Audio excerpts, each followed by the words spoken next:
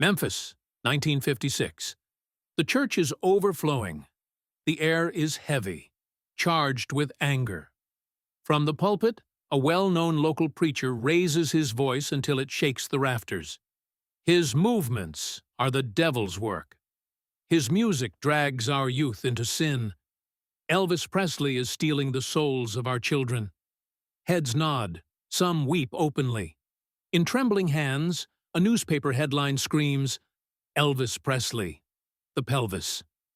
Across town, in his modest home, Elvis sits in silence. A clipping with the preacher's words lies on the table. Vernon shifts uncomfortably, not knowing what to say. Gladys wipes her tears, whispering, "Son, they believe you are evil." Elvis doesn't answer right away. He stares at the paper, jaw tight, the weight of judgment pressing down on him. Finally, he mutters a single line, calm but cutting. "If they call music evil, maybe it's time they hear my truth." In that moment, the battle is no longer about songs or fame. It is about the soul of a nation, and whether one young man's voice could divide or unite America. Let us know where you're watching from, and we hope you enjoy the story. The summer air of 1956 carried more than the usual dust of southern streets. Newspapers, stacked in diners and barber shops, shouted in black ink about the new sensation sweeping the country.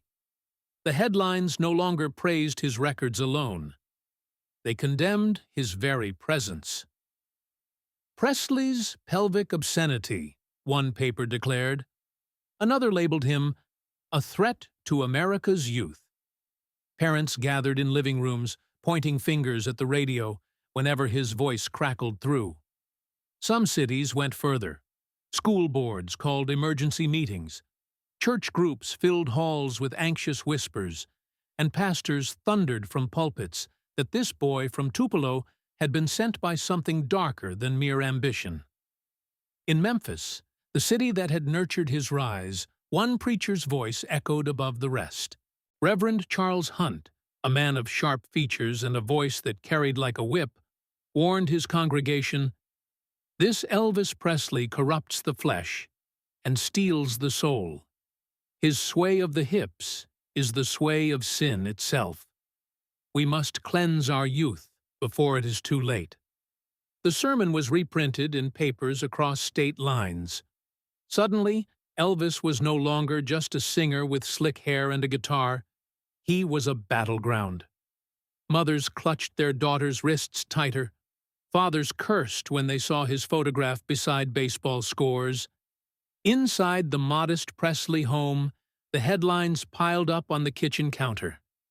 Gladys Presley, who believed with the unwavering faith of a poor Southern woman that her boy's gift came from God, folded the papers and pushed them aside.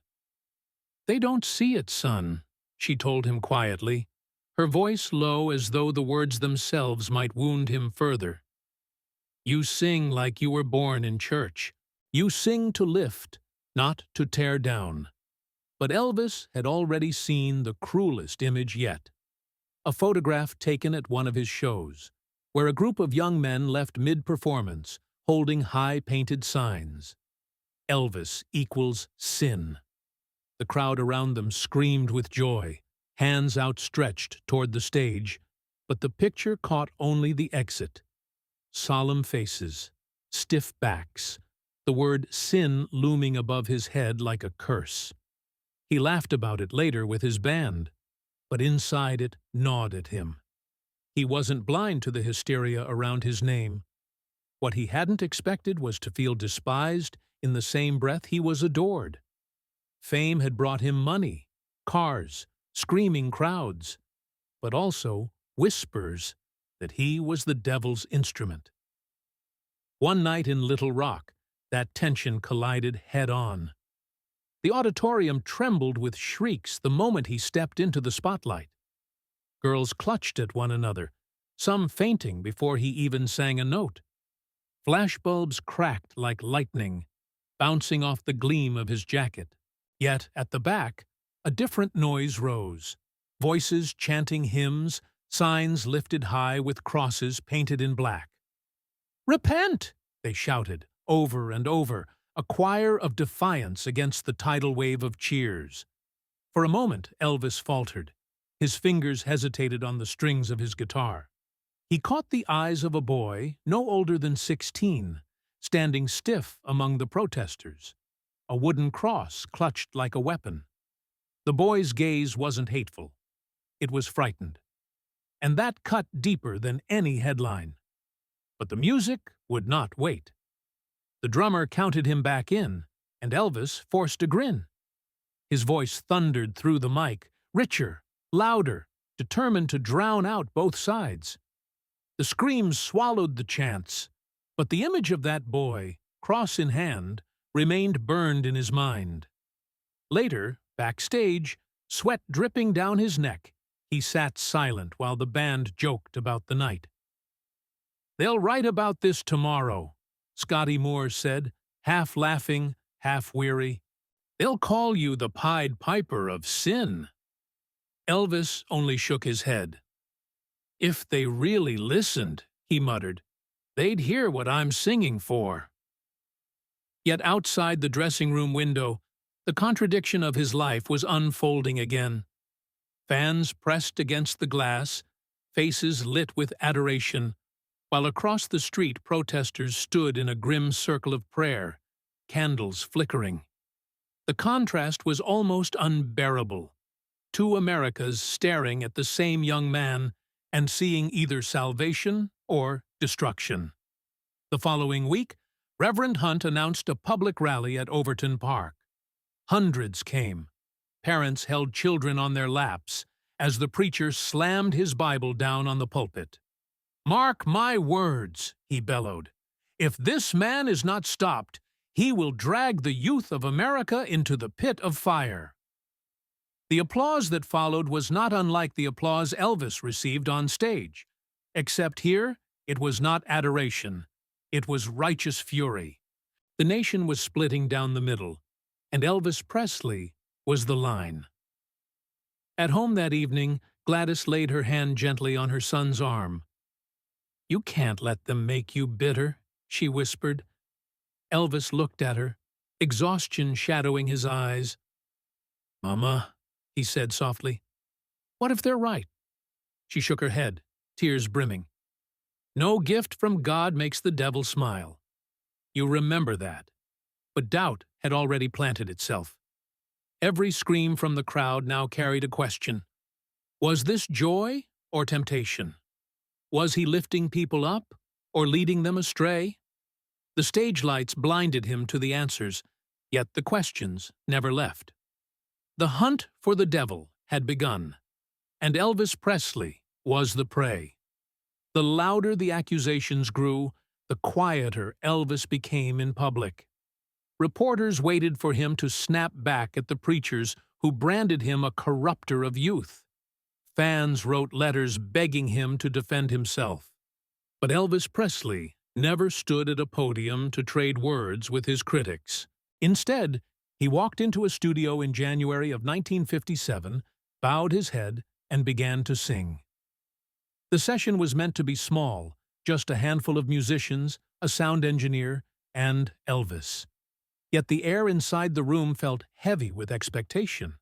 He had chosen a song few expected from the pelvis of America, "Peace in the Valley," a hymn he had loved since childhood. There were no gyrations here, no pounding beat, no screaming crowd. Just a voice, trembling at first, then climbing with strength, as if lifting something far larger than a melody. Those who were present would later say the atmosphere changed. "He wasn't singing to us," one engineer recalled. "He wasn't even singing to the microphone. He was singing straight to heaven." His eyes closed, his hands loosely folded in front of him. Elvis carried each note with the gravity of prayer.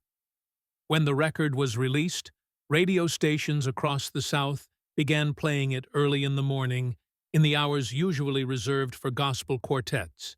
Listeners accustomed to hearing fiery sermons about Presley's wickedness were startled. The same voice that had been accused of stirring lust was now filled with reverence and hope. The lyrics spoke of valleys without pain, of faith unbroken. Mothers wrote to local papers, saying their children played the song before school. Yet the reaction was anything but simple. Some ministers fell silent, unsure how to reconcile the boy they had condemned with the voice now carrying sacred music.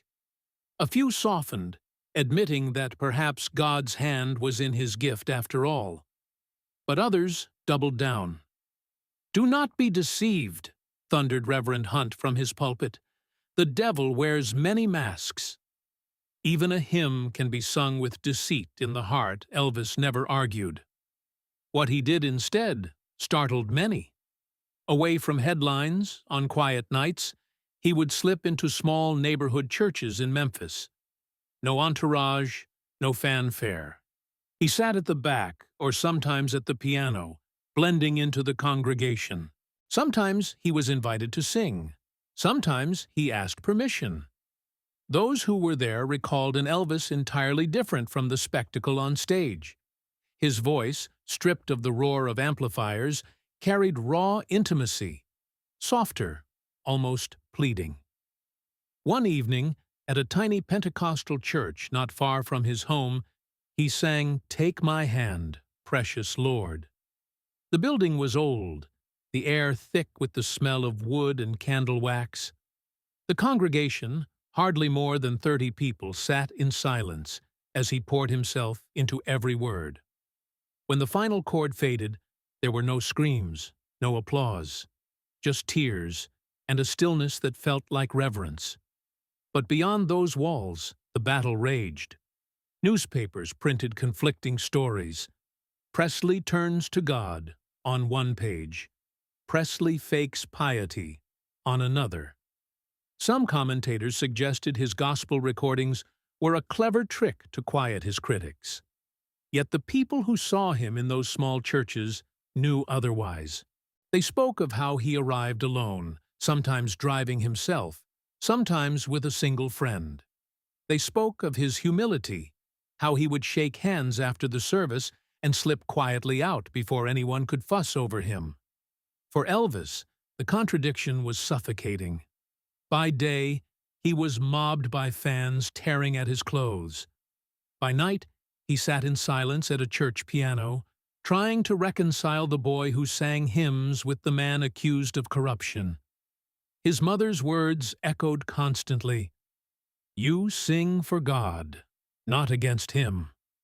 He clung to them as to a lifeline. The contrast sharpened during his next concert tour. Thousands packed arenas, their screams thunderous, hands reaching, bodies swaying to the rhythm of his movements. But in the same city, outside the venue, protesters held vigils with crosses raised, condemning him as the devil's tool.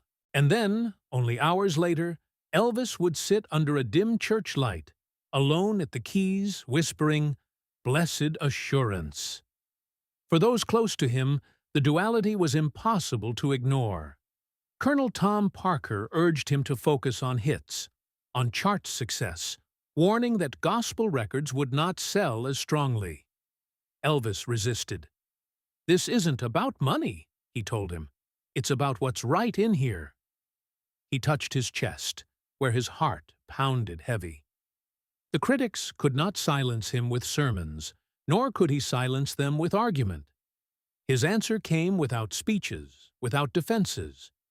It came in the language he knew best, music that reached beyond scandal and touched the sacred.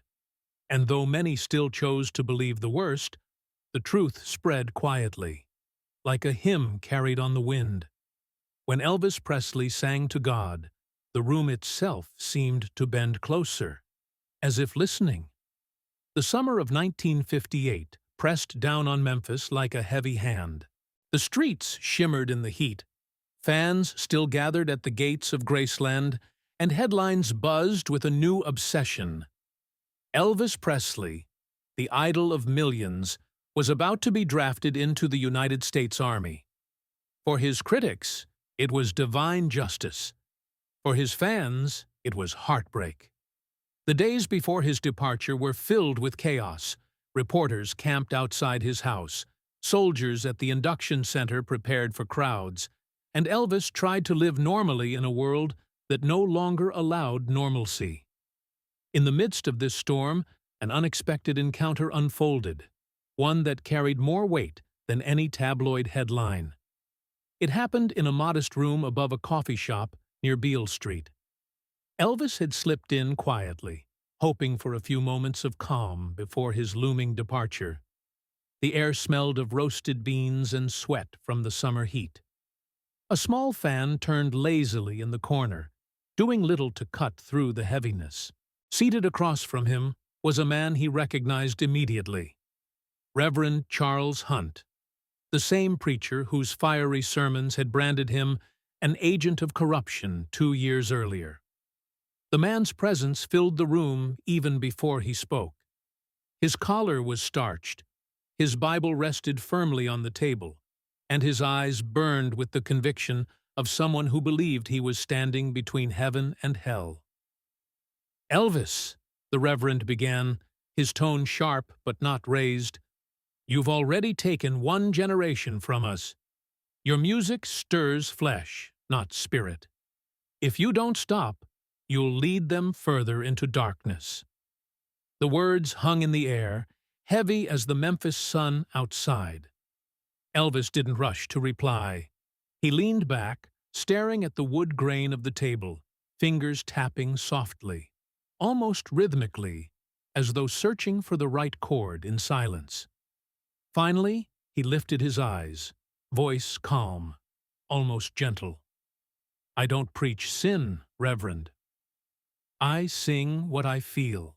If people see evil in it, maybe it's because they're looking through their own fear, not because I put it there." The room stilled. For a moment, the preacher faltered, but before he could respond, the door creaked open.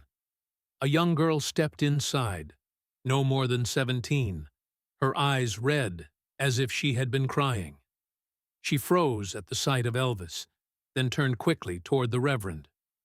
"Father," she whispered, clutching her hands tightly, "I have to say this. You keep telling us he's leading us to ruin. But when I was at my lowest, when I wanted to end everything, his songs kept me alive. When I heard his voice on the radio, it felt like someone understood me. He didn't take me from God. He gave me a reason to stay." Her words cracked mid-sentence, and the tears she had been holding back spilled down her face. She didn't look at Elvis again. She looked only at her pastor, pleading. Silence fell like a curtain. The preacher's jaw tightened, but the rehearsed certainty in his eyes wavered. Elvis remained still, his expression unreadable, but inside something shifted. He had grown used to adoration and to condemnation, but this was different. Here was proof that beyond the noise, beyond the banners and headlines, his music had reached into the heart of someone standing at the edge of despair. Reverend Hunt said nothing. His fingers traced the edges of his Bible, knuckles whitening, as though grasping for a response that would not come. The girl lowered her head, embarrassed by her outburst, and slipped back out into the hot street, leaving behind the echo of her confession. For a long moment, neither man spoke. The fan hummed uselessly in the corner. Finally, Elvis leaned forward, his voice quiet, almost reverent. "You see, Reverend, maybe it ain't about hips or headlines. Maybe it's about whether a song makes somebody feel less alone." The preacher's lips parted, but no words followed. He stood abruptly, tucking the Bible under his arm, and left without offering either blessing or curse. Elvis remained seated, staring at the doorway long after it had closed. The girl's trembling voice lingered in his ears. Outside, life roared on. Cars, voices, the restless city. But in that small upstairs room, he felt an unfamiliar kind of stillness. It wasn't victory, and it wasn't defeat. It was something deeper, the understanding that what he sang could wound or heal, depending on whose ears caught it. Later that night, when he returned to Graceland, his mother noticed the faraway look in his eyes. "What is it, son?" she asked gently. He hesitated, then shook his head. "Just thinking, Mama. Just thinking about what a song can really do." A week later, the army would take him, and the world would watch the king exchange his stage outfits for fatigues. But the memory of that day, the smell of coffee, the sweat of summer, the trembling voice of a young girl, stayed with him. It was the moment when the noise of fame and fury was pierced by something real. Not adoration, not condemnation, but confession. It was the moment Elvis realized that beyond the sermons and scandals, lives were tethered to his voice in ways neither preacher nor singer fully understood. The autumn of 1958 arrived with a chill that cut sharper than usual. Crowds lined up outside train stations and military bases, not for war heroes, but for a young man in uniform with slicked-back hair. Elvis Presley, once the lightning rod of American entertainment, now wore fatigues like any other recruit. Reporters called it the taming of the wild idol. Preachers who had condemned him from their pulpits now smirked at the thought of their warnings fulfilled. "God has humbled him," one church bulletin proclaimed. "The army will cleanse the stage out of him." Yet life inside the barracks in Friedberg, Germany, told a different story. Gone were the flashing cameras, the neon marquees, the roar of thousands. In their place came drills at dawn, mud on boots, and the bark of sergeants who did not care about hit records. Elvis carried his rifle, scrubbed floors, and stood in line like every other soldier. At night, exhaustion replaced adrenaline. He was stripped of stardom and thrown into the anonymity of discipline. Some soldiers mocked him in the beginning. "Sing for us, superstar," they jeered, watching him fumble with gear like any new recruit. But mockery faded when they realized he wasn't asking for special treatment. He folded uniforms with the same weary hands as everyone else. He ate the same mess hall food, shared bunks in the same drafty barracks, and endured the same homesickness that gnawed at all of them. It was in those bleak nights, far from the stage lights, that Elvis revealed another side.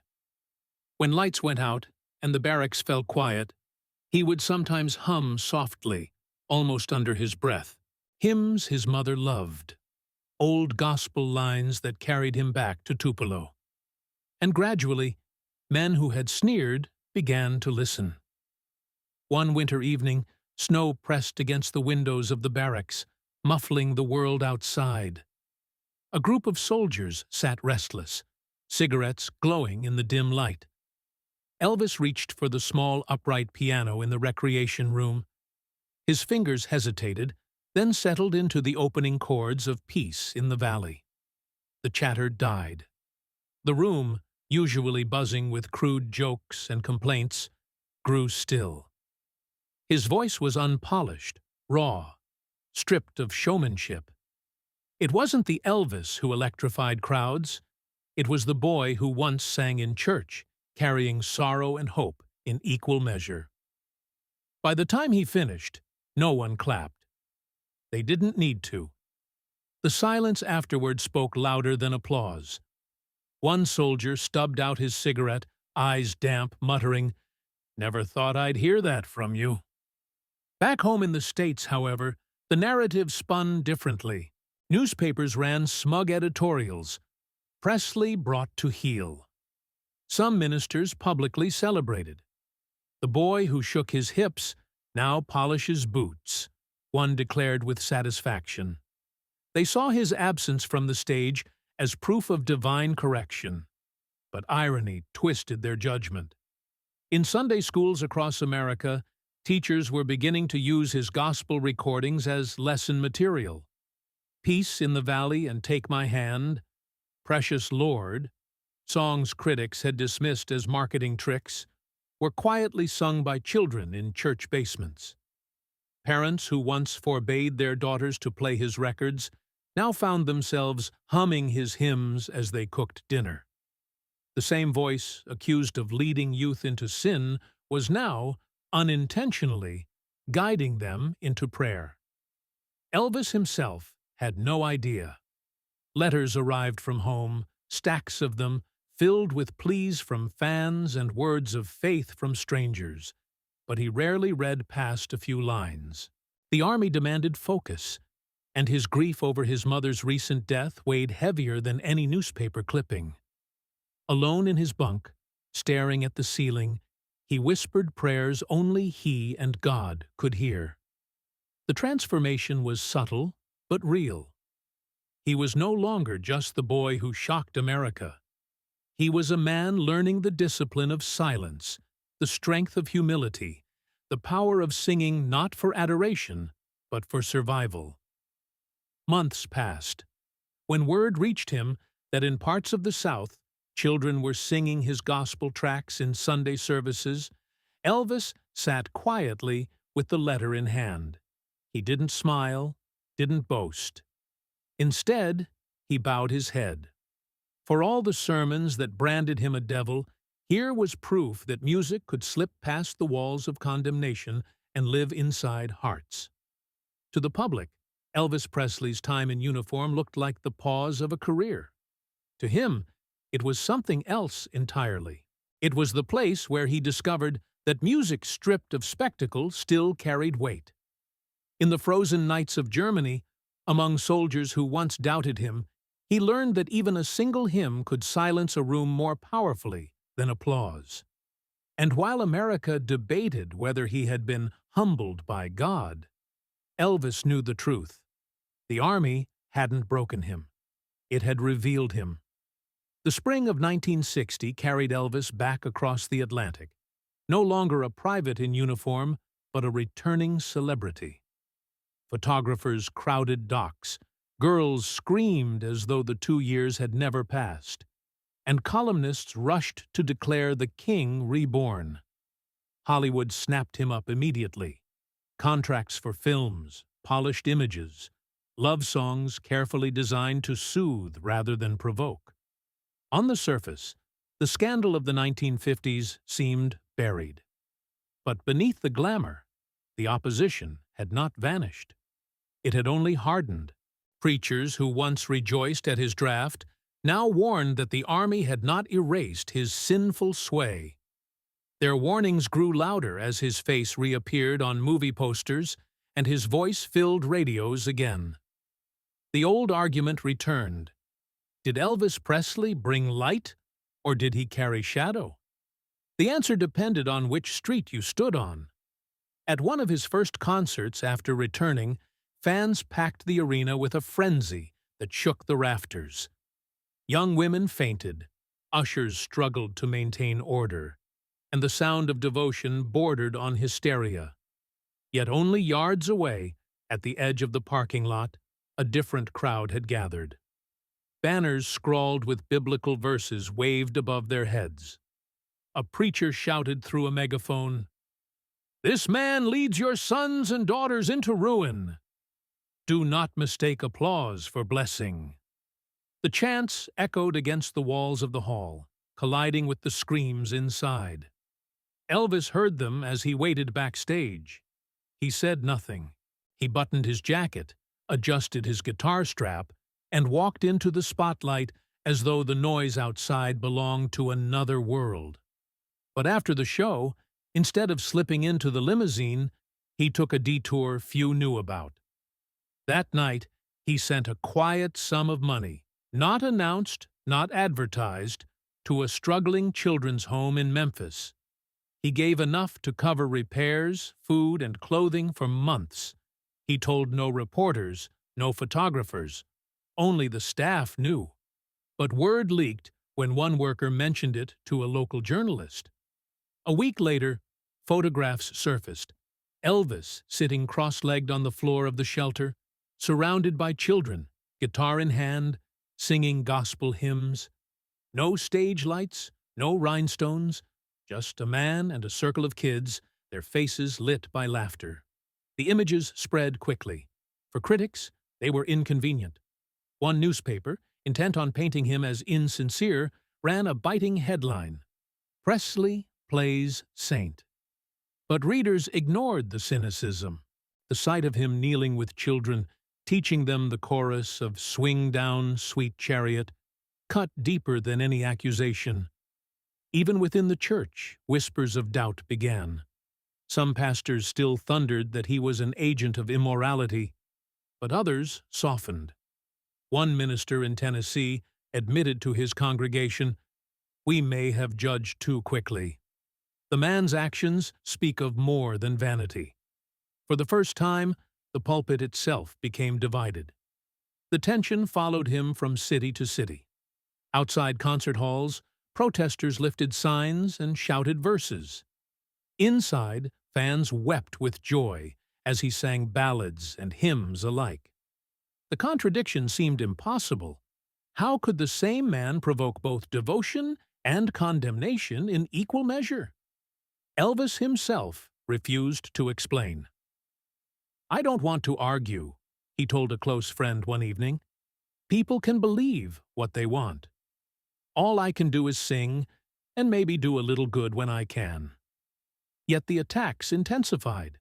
A prominent national magazine ran an exposé calling him a wolf in gospel clothing. They accused him of using charity to polish a tarnished image. The article quoted preachers who declared that no amount of good deeds could undo the damage of his performances. But almost as quickly as the ink dried, another set of photographs appeared, this time of Elvis visiting a children's hospital. He was captured sitting on a bed, holding the tiny hand of a boy hooked up to tubes, whispering a hymn to calm him.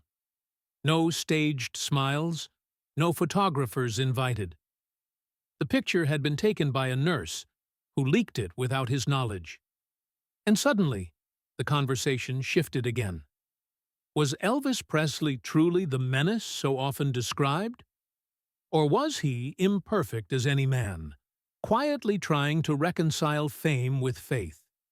For the public, the conflict became impossible to ignore. To some, he remained the scandal of the 1950s, now dressed in Hollywood polish. To others, he was proof that faith and music could coexist in a world desperate for hope. Families argued at dinner tables. Congregations split over whether to ban or embrace his gospel albums. The louder the arguments grew, the quieter Elvis became. He let his actions speak where words failed. And in doing so, he transformed the battlefield. It was no longer just about songs or stage moves. It was about the man himself, and whether he embodied corruption or compassion. By the end of 1960, one truth had emerged, though no one wanted to say it aloud. Elvis Presley could not be confined to the categories his critics demanded. He was neither wholly angel nor entirely demon. He was something harder to define, something that made people confront their own fears and faith. And for the church leaders who had spent years warning of his danger, that ambiguity was more threatening than any swiveling hip. December 1968.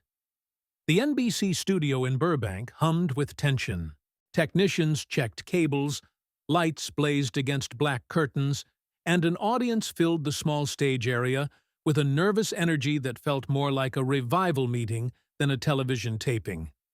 After years of tame Hollywood films and carefully packaged songs, Elvis Presley was about to return in a format that promised no hiding place. Live television. He appeared in black leather, leaner, sharper, his hair glistening under the studio lamps.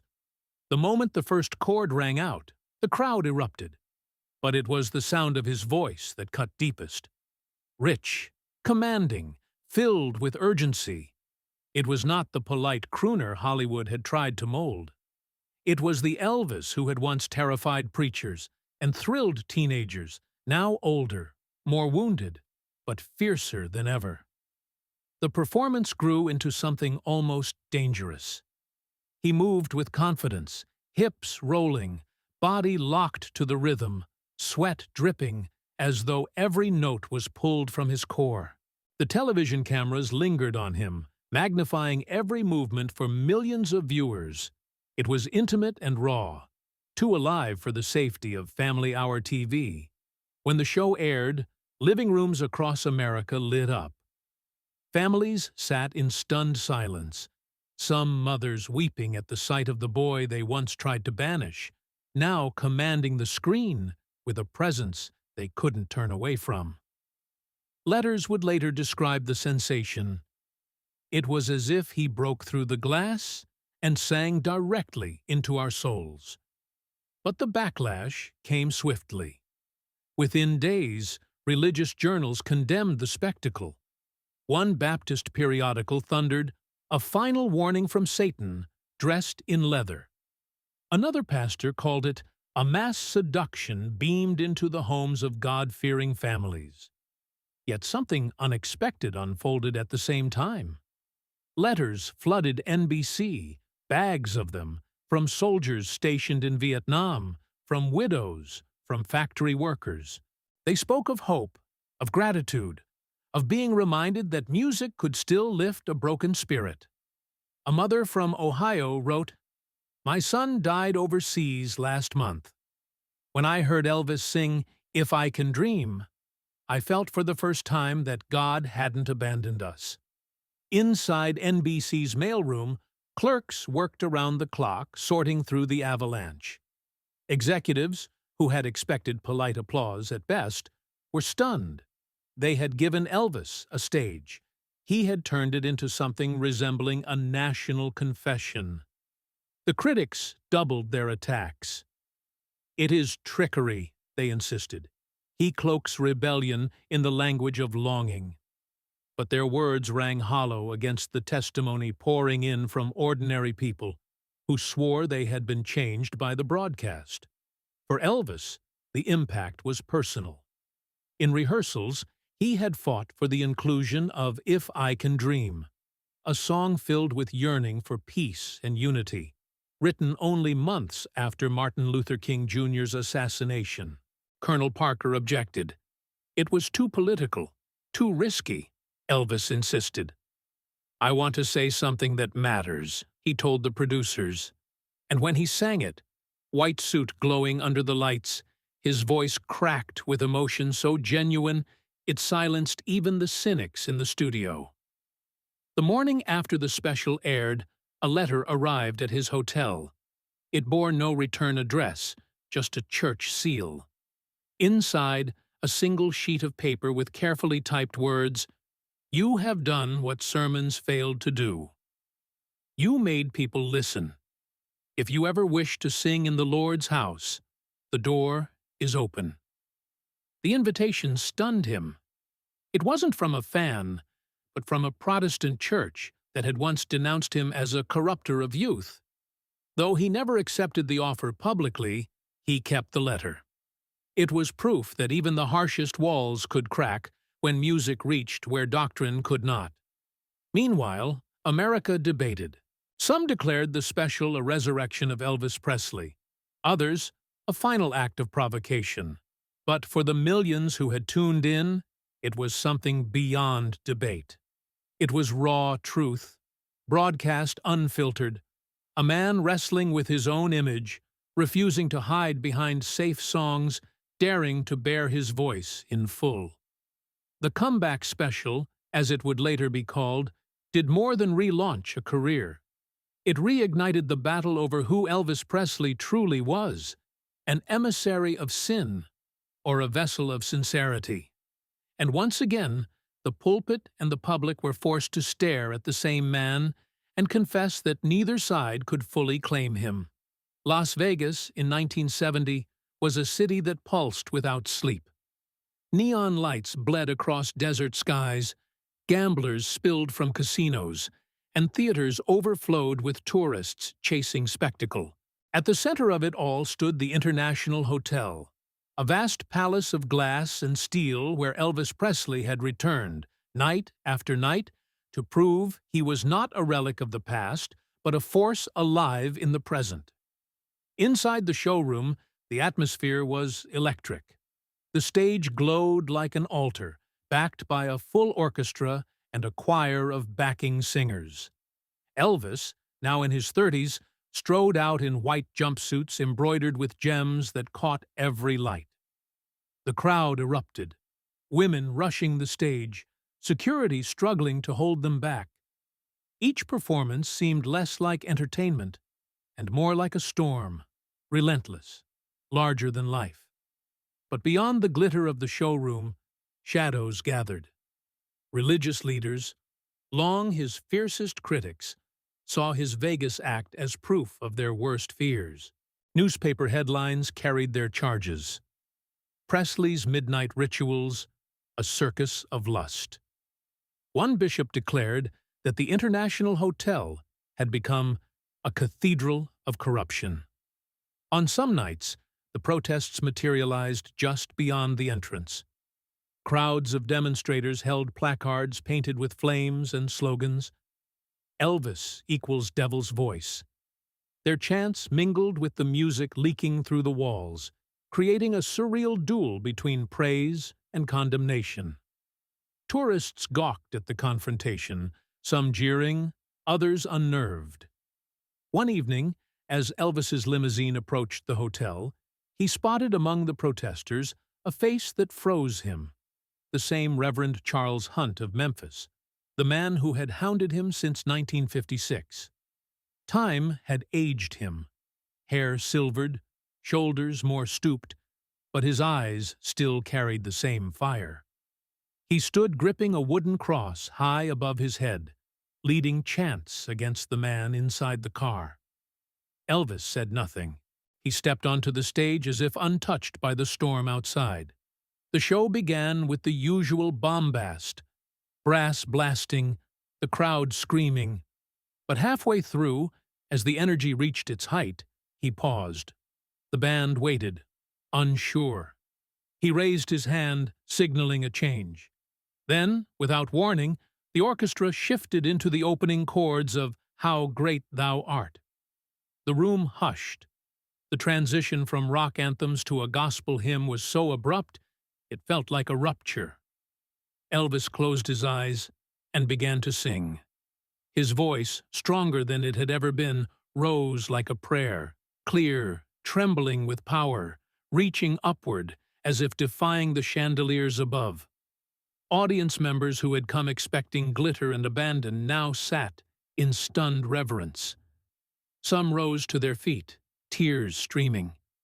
The gamblers, the tourists, the thrill-seekers, they became a congregation.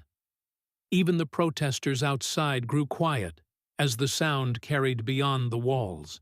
For a moment, the divide between condemnation and devotion collapsed into silence. Elvis finished the hymn without theatrics, bowing his head as the last note faded.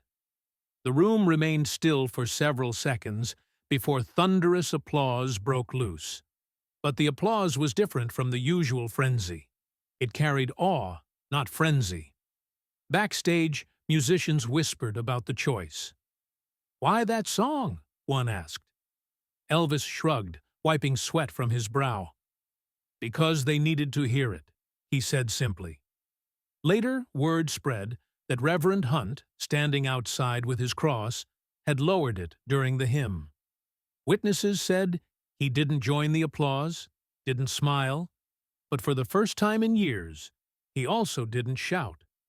For the press, the incident became another headline. Presley preaches in Vegas. Critics scoffed that it was a gimmick, a stunt to soften his image. But those who were in the room knew better. They had seen a man turn a showroom into a sanctuary, if only for a few minutes. Vegas was supposed to be the city of illusions. But on that night, Elvis Presley had offered something real. His voice, not as entertainment, not as rebellion, but as devotion. And even those who hated him most could not entirely dismiss what they had heard. The invitation came quietly, almost in secret. No cameras, no press releases, just a folded letter, delivered through a mutual acquaintance, asking Elvis if he would sit down with a small group of ministers in Memphis. For years they had condemned him in sermons and editorials, but now they wanted to meet face to face. Elvis hesitated. He knew what such meetings could become. Accusations dressed as conversation, long speeches where no one listened. But something in the wording of the note struck him. "We seek understanding, not argument." Against his advisor's warnings, he agreed. The gathering was held in a modest church hall, the kind with wooden pews polished by decades of hands and hymnals worn soft from use.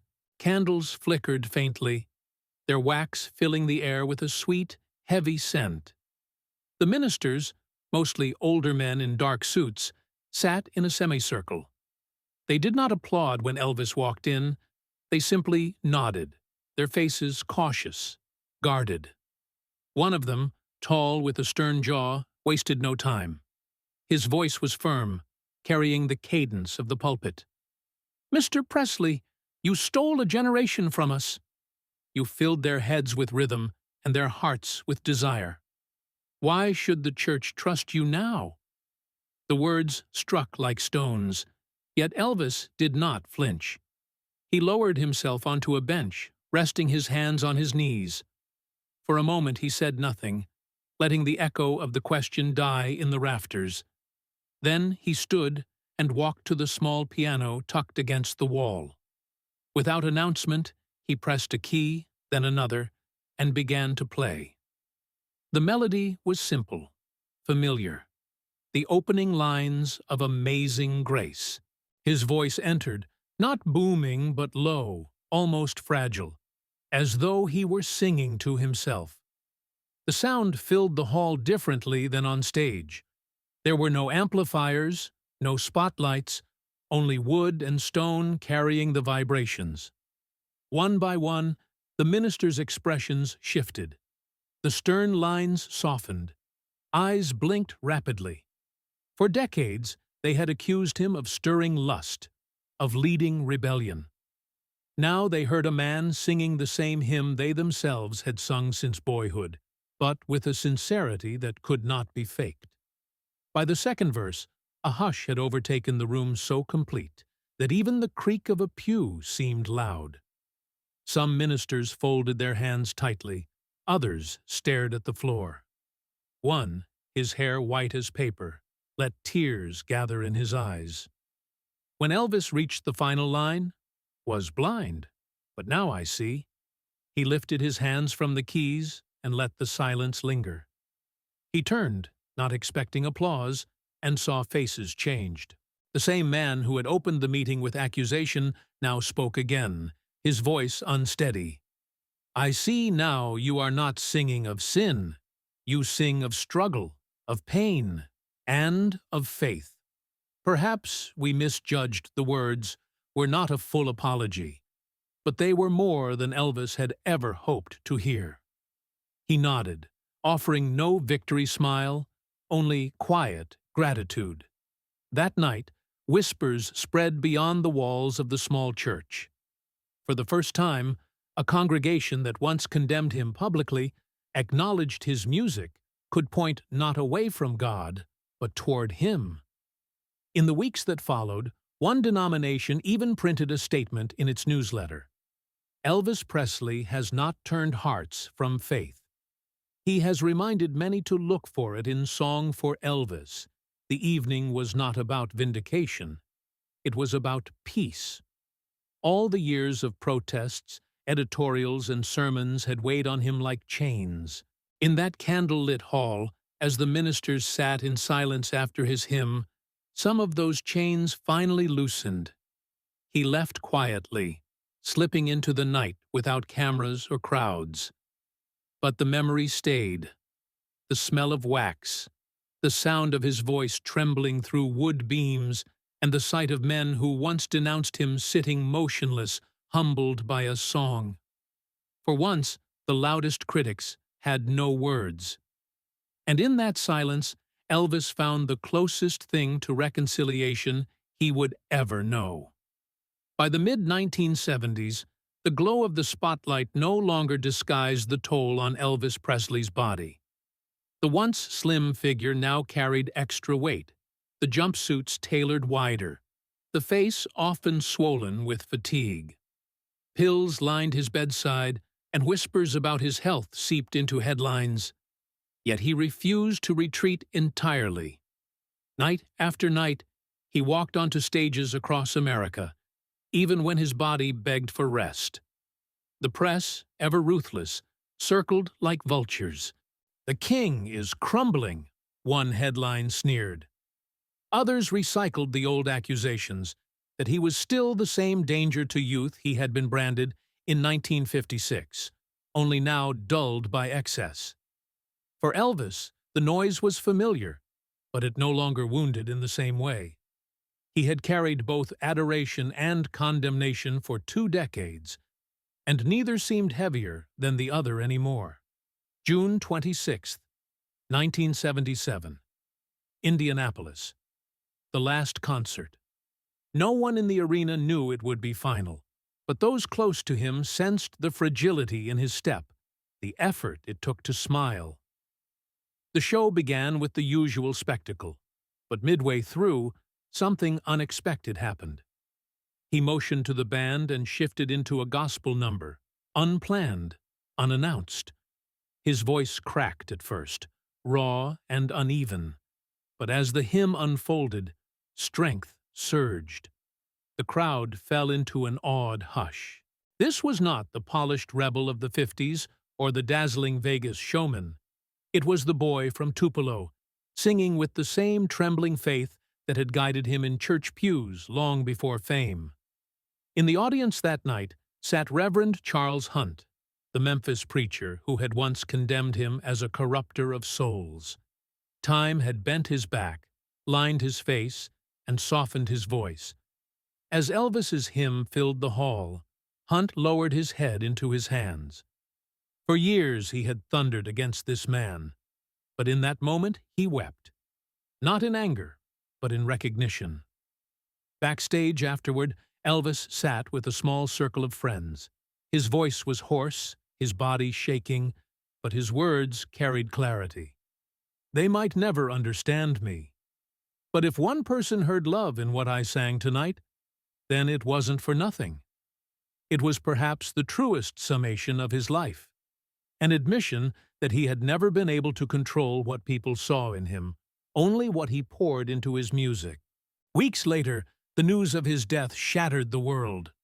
The headlines were merciless: addiction, decline, squandered greatness. Yet amid the chaos, one voice rose from Memphis that cut through the noise. Reverend Hunt, the same man who had once raised a cross against him, stood before his congregation and spoke with uncharacteristic quiet. "I called him the devil. I told you he would ruin your children. I was wrong. He was a man who sang with a wounded soul, and that soul touched mine before the end." The church fell silent, not with judgment, but with awe. For if even the harshest critic could confess to having been moved, then perhaps the truth about Elvis was larger than any label. In the years that followed, stories of his generosity surfaced: gifts to strangers, hospitals paid in full, shelters kept open by his quiet donations. They painted a portrait not of an angel nor a devil, but of a man who carried a complicated faith into every note he sang. And so his legacy refused to fit neatly into sermon or scandal. His last word was not spoken on a stage, nor printed in a paper. It was carried in the memory of those final performances, in the tears of a preacher once hostile, in the quiet conviction of millions who had found comfort in his voice. When the crowds at Graceland grew silent after his funeral, no screams, no chants, only the rustle of leaves and the distant hum of cicadas remained. The silence felt less like mourning and more like prayer. For Elvis Presley's life had ended as it began, in song. And long after the noise of critics and fans faded, the echoes of that song lingered, leaving the world not with applause, but with stillness. The kind of stillness that comes only after a prayer has been spoken.